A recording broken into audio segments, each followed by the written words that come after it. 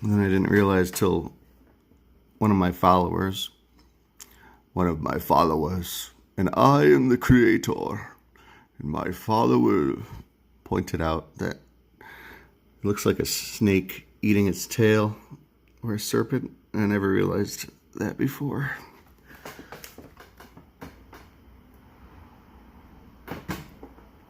And supposedly the sun hits it, but then we have things that don't really make sense with the moon. Like, why can you see stars through the moon? It's got to be a reflection, right? So you can see here, doesn't this symbol kind of look like a Jupiter? With Jupiter's main thing in the center there. And then his mythology, the Embracer, the Pathfinder, Defender, referred to as Aya, Ya, in Egypt. What's that? Aya. Lunar deity, Jeh, Jehovah, simply means moon. It also translates to Yah, Jah, or Ah. Oh, we found Yah. We found Yah. He is now the lunar deity, Jeh.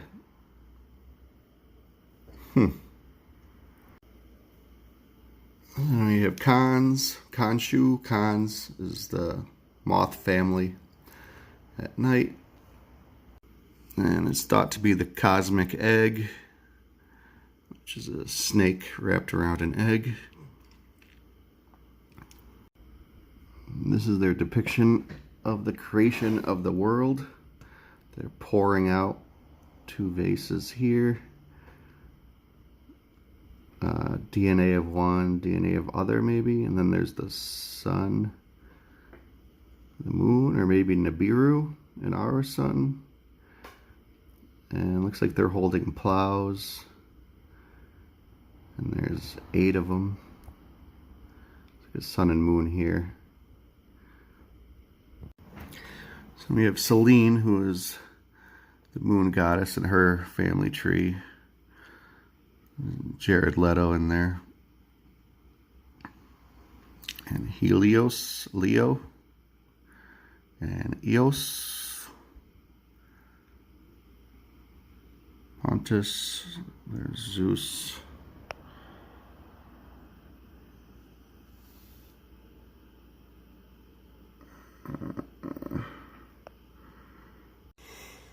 Alright, so in this episode, I'm researching Khonshu, and I found Yah in there, and the location of the Underworld. From before, we have the morning star Ra, which is Kepri, which is Capricorn, which is the scarab, which is Lucifer, the morning sun, the morn star, the Monstar. He goes up, and it's high noon, the most high, Ra, Amun-Ra, Amun. And then we go with fall, which is the third sun, which is Atum-Ra, or Adam. And then Eve is here with evening sun. And this is spring, summer, fall, winter. This is Adam and Eve, the sunset. This is the Cancer symbology with the Cancer claws here. And Cernunnos with Cancer and Cern.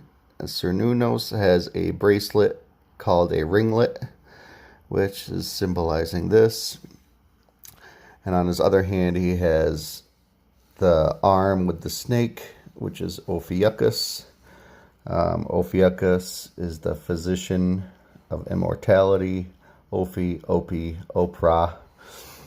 And we have Lucifer, which has the scarab. Arab holds the heart of the dead. He is the lord of the flies, lord of insects. And the church is divided into sects or sections, seminaries, seeds, and nuns. And the 4 aspects of God is all one God. So Lucifer is always the rising sun, but he'll never be the most high, but they're all part of the same sun. I don't know, a bunch of symbolism in there. So we go to Khonshu, and Khonshu is Kansu or Chansu, all these different names. I figure it's Confucius, consciousness, Khonshu, conscious. That he is known as the traveler, embracer, pathfinder, defender, because moon marks passage of time, so it's Chronos. And it's one of his symbols is this, which looks like Jupiter to me because there's one thick line in the center. And we have the waves here and the falcon. He has the side lock of hair, which symbolizes youth. And only the descendants of Osiris wear that. And he has the horns, which is just the moon on the head. And he is the Theban triad, which is Amun, Mut, and Khonsu. So I figure it's father, mother, son, which would be Jesus, which is mother, which is Moth, which is Mat, Mut. I think moths, are at nighttime and they're white sometimes. So he's instrumental in the creation of new life. The colors are gold and yellow, which is Ukrainian. And this is the picture of him here. He's always wrapped up in a mummy. The two eyes of Ra are the sun and the moon. The sun heats and dries, and in drying it preserves, like preserving food. The moon cools, damps, decays. The sun's rays are yellow, warm, and gold. And moon's rays are silver, cool, and it's actually warmer in the shade than it is in the moonlight. We have heaven, earth, and the underworld.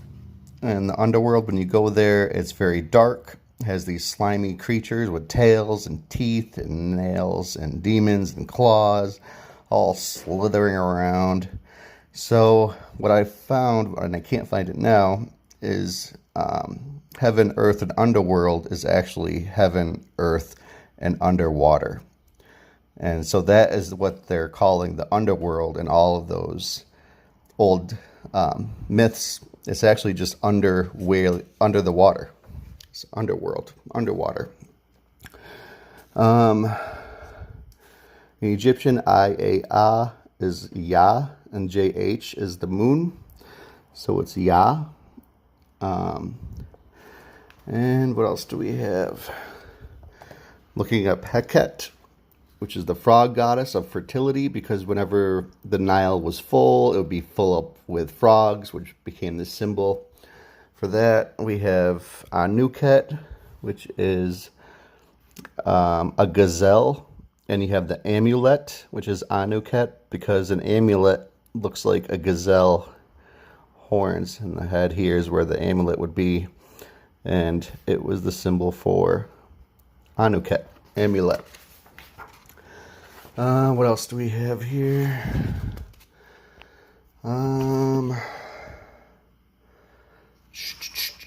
That's just a theory I'm working on. Then we have Libra.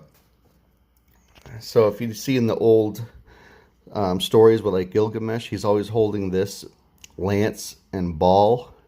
And I figure that as this, which is the lance and the ball. It's the balance, the ball lance. So it's symbolizing that he's the judge, the Magog. And Libra is left, right, balance, the ball lance.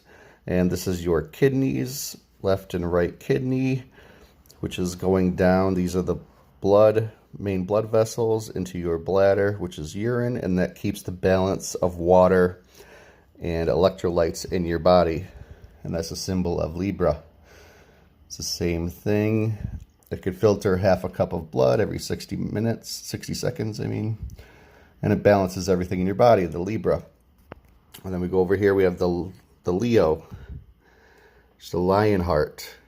It creates oxygen, carbon dioxide, and it's got 4 chambers of the heart with the atriums and the ventricles. We have the 4 seasons, spring and fall.